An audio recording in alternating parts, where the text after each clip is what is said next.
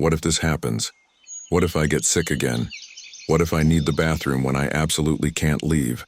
What if I suddenly feel awful? What if I run into that person and it gets super awkward? What if I can't get the words out right? Before doing anything, when we're making plans, even during the tiniest moments of our day, these what-if worries just pop up out of nowhere. Your mind starts spinning up all these futures that haven't even happened yet, automatically running worst-case scenarios on repeat. The crazy part? Your body hasn't moved an inch, but mentally you're already completely drained. Been there? If you're tired of anxiety running your life and ready to discover ancient wisdom that actually works for modern struggles, hit that subscribe button right now. This channel is your sanctuary for practical spirituality that meets you exactly where you are. Every video brings you closer to the peace you've been searching for, so don't miss out on this journey of inner transformation. Subscribe, and let's walk this path together. Here's where it gets really frustrating. Deep down, you know worrying won't fix anything. You know thinking in circles won't magically produce answers. Logically, you totally get this. You've been down this road of pointless worry and burnout so many times before, but somehow you just can't stop. Before you know it, you're right back in that same anxiety spiral again. It starts feeling like some kind of personal flaw, and you end up beating yourself up with thoughts like, why am I always like this? But here's the thing. This isn't something wrong with you, and you're definitely not alone in this struggle. Chronic worry isn't just how you're wired. It's actually your mind's way of saying, I want to control what happens next. What if things go sideways? What if I get hurt? What if I mess up? So your brain tries to get ahead of the game, worrying in advance to somehow protect you. When you think about it, it's actually kind of a sweet defense mechanism. But when it takes over, your mind gets hijacked by stuff that isn't even real, and you can't actually be present for your life. So how do we break free from these mental loops and live more lightly in the moment? This is where the profound wisdom of ancient Buddhist teachings becomes invaluable. These remarkable insights taught about releasing our attachments and finding harmony with the natural flow of existence.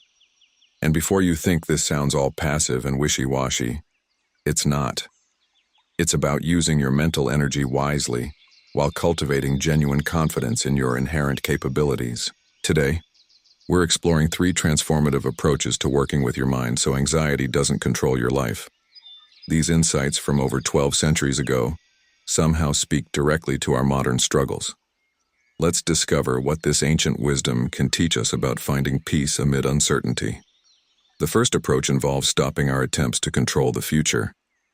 At the heart of chronic worry is our mind's obsession with wanting tomorrow to unfold exactly how we picture it. We've got these expectations, these scripts of how things should go, and that's exactly why we freak out thinking, but what if it doesn't work out that way? Here's reality, though. There's a limit to what we can actually control. Weather, health, traffic, how other people act. Most of this stuff is completely outside our influence. But when we get really attached to controlling outcomes, we end up suffering from the gap between what we want and what actually happens. Our minds just get exhausted. This connects to Buddhist teachings about interdependence and the conditioned nature of existence. In Buddhist understanding, everything arises through countless interconnected causes and conditions. Think about it. For a flower to bloom, you need soil, water, sunlight, the right temperature, tons of different factors working together. Our lives work the same way. Nothing we accomplish is ever just our solo effort. Everything happens through this web of relationships and conditions we can't control. That's just how existence works according to Buddhist understanding. From this perspective, we can learn to work with whatever circumstances present themselves, instead of constantly pushing against them. It's about staying flexible and responding to each situation as it actually is, not as we wish it would be. This wisdom teaches us that when you align with natural conditions instead of fighting the flow of cause and effect, that's when you find clarity, without confusion. From this angle, you can see how trying to micromanage every future moment is actually what creates our suffering in the first place. The future rarely unfolds like we expect, so instead of white-knuckling our way through life wanting everything to go our way, we can develop flexibility and work with whatever conditions are actually here right now. And this isn't about giving up or being passive. It's about being intelligent and adaptive with reality. Say you're planning to attend a concert. You won't know if it'll rain or how you'll feel until the day arrives. The more you think you need to control every detail, the more stressed out you get. But if you shift to, I'll work skillfully with whatever arises and respond appropriately, suddenly you've got breathing room and resilience. This isn't just spiritual philosophy. It's a practical psychological approach for not spiraling about an uncertain future. Since uncertainty is just part of existence, we can get clear on what we can and can't influence, then respond wisely from there. This becomes your foundation for a mind that doesn't get hijacked by worry. The second approach focuses on distinguishing between facts and mental constructions. When anxiety has us in a chokehold, we're usually not suffering from what's actually happening. We're suffering from the mental formations our minds are creating. Like when you're about to attend some social gathering you haven't done in forever. Maybe it's a reunion, family event, or meeting with someone you haven't seen in ages. Days before it happens, you're already spinning out. Will I sound normal? What if they think I'm weird? What if I look old? What if someone asks me something and I totally blank? Your brain starts producing this whole catastrophic scenario of everything that could go wrong. But then you actually show up, and the conversation flows way more naturally than you imagined. There's laughter, good memories, and afterward you're like, I'm so glad I went. That's when it hits you. Pretty much everything you stressed about never even happened. All that worry you carried around for weeks? Most of it was just mental fabrication, not reality. This relates to fundamental Buddhist insights about the nature of mind and perception. Buddhist psychology recognizes that much of our suffering comes not from external circumstances, but from how our minds interpret and construct meaning from experiences. Our mental formations, the stories, judgments, and predictions we create, often become more real to us than present-moment actuality. The key insight here is that the peace and clarity we seek isn't somewhere out there. It's available through understanding how our own minds work right now. Much of what we call reality is actually just our interpretation and mental construction. So when worry kicks in, try asking yourself, is this actually happening right now? Or is this just a story I'm creating? Just developing this habit of inquiry helps you distinguish between actual present moment experiences and imaginary future scenarios. Your mind naturally starts to settle. Look, our brains are literally designed to scan for problems. That's how we survived as a species. Feeling anxious isn't necessarily problematic. It can help us prepare and stay safe. But when it goes into overdrive, we're basically reacting to threats that don't exist, which depletes our capacity for happiness and clear thinking about what's actually in front of us. This understanding about how mind creates experience gives us this gentle reminder. Start with examining your own mental processes. Since your mental state shapes your experience, learning to ask, is this real, or am I constructing this, becomes your key to more stable, peaceful days. Working skillfully with your mind is working skillfully with your life. This ancient understanding can bring genuine lightness to your daily experience. The third approach involves recognizing the quiet confidence of your inner strength.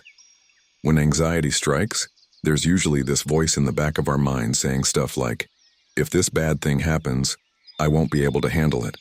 If I can't deal with this perfectly, everything will fall apart. Or sometimes it's just this vague dread, like something terrible is coming. When these feelings accumulate, they drain the energy we need just to live in the present. We get so caught up in future disasters that we've already decided I can't do this before anything's even happened. That's the real torture of chronic worry. But hang on a second. Take a moment to actually consider your past. Throughout your whole life, how much anxiety, drama, and unexpected challenges have you already navigated? Sudden health scares, relationship difficulties, work situations that went totally sideways, unexpected expenses. Those days when you felt completely overwhelmed, I bet there were plenty of those times. But here you are. Every single time you found a way through. Maybe it wasn't elegant, maybe it wasn't perfect, but you handled it. That's exactly why you're here right now. We have this tendency to completely forget about our own track record. When we're focused on future fears, we somehow overlook all the evidence of our own resilience. But that's where genuine confidence comes from, not from feeling like you can control everything, but from recognizing you've navigated difficult situations before, sometimes struggling, but you kept going. That creates this quiet inner knowing, I have the capacity to work with whatever arises. This connects to core Buddhist understanding about our inherent potential. Buddhist teachings recognize that both the causes of confusion and the capacity for wisdom exist within our own consciousness. The challenges aren't really out there. It's about how we relate to experiences and how we choose to respond that transforms everything. Think about it. When you're unwell or things aren't going according to plan, you can either spiral into self-criticism or you can ask, what's actually possible for me today? That shift in perspective creates completely different inner experiences, and you're the one who gets to make that shift. Buddhist psychology teaches that we already possess the fundamental capacity to work with whatever life brings. No external authority needs to rescue you. You've already got the essential qualities needed to navigate your experiences. Even when plans fall through, even when situations get complicated, you can still show up and respond skillfully to whatever's actually present. That's literally all any of us can do. Engage with life as it actually unfolds.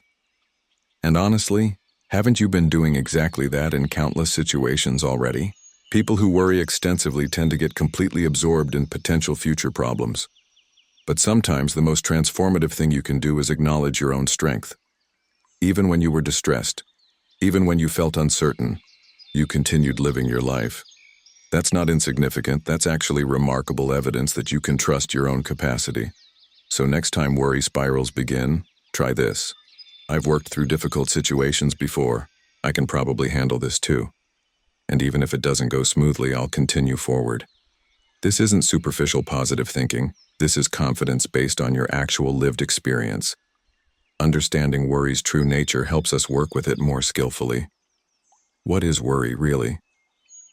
It's your mind trying to prepare for situations that might occur. Originally, this was actually adaptive. It's a survival mechanism that helps us avoid danger and maintain safety. So worrying itself isn't inherently good or bad. If anything, it demonstrates you care about your well-being, and you're trying to be responsible. Being alert to potential challenges helps us avoid mistakes, consider other people's needs, and make reasonable plans. The issue isn't that we worry, it's how much we worry and how we use that mental energy. Here's the fundamental point about the future. It's uncertain by nature. When we try to predict everything perfectly or prepare for every possible scenario, we eventually exhaust ourselves. What started as helpful preparation becomes mental suffering. Worry basically comes in two varieties. There's constructive worry that leads to action, like bringing an umbrella because rain's in the forecast. That kind of practical short-term preparation, genuinely helpful. Then there's the other type, repetitive worry that just cycles endlessly. What if I get sick? What if something bad happens? Over and over, same thoughts, no actual steps you can take. This is the variety that creates distress. When you can't act on the worry, your mind just stays chronically activated, and you can't access the richness available in the present moment. So why do we get trapped in this painful pattern? At the core, it's about wanting to control future outcomes. We want things to work out. We don't want to experience failure. We want to feel secure. All completely natural desires. But when we try to completely dominate something as unpredictable as tomorrow, that desire becomes attachment, and attachment creates mental bondage. This aligns perfectly with fundamental Buddhist understanding about the nature of suffering.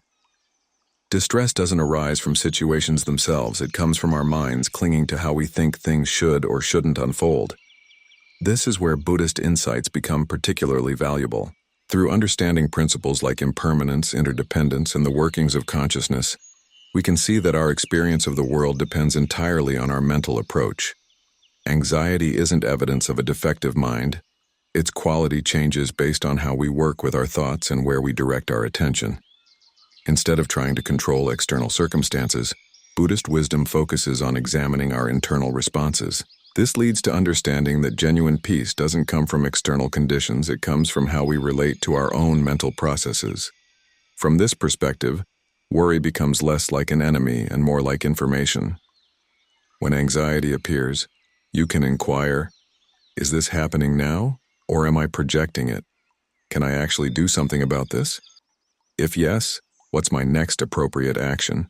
If no, can I release this mental burden? These questions help you notice when your mind is overreacting, without judging yourself for having the reaction in the first place. But here's what's even more crucial: rebuilding confidence in your own capabilities. However much anxiety you've experienced, you've actually navigated every difficult moment in your life so far. Maybe not gracefully, maybe not perfectly, but you found ways to continue, sometimes with support from others. That's not theory, that's verifiable fact, and those facts become the foundation for quiet inner confidence. I can probably work skillfully with whatever arises. This wisdom is ultimately about self-trust. Both confusion and clarity exist within our own consciousness. This doesn't mean handling everything alone. It might mean recognizing perhaps I haven't fully accessed all my inner resources yet.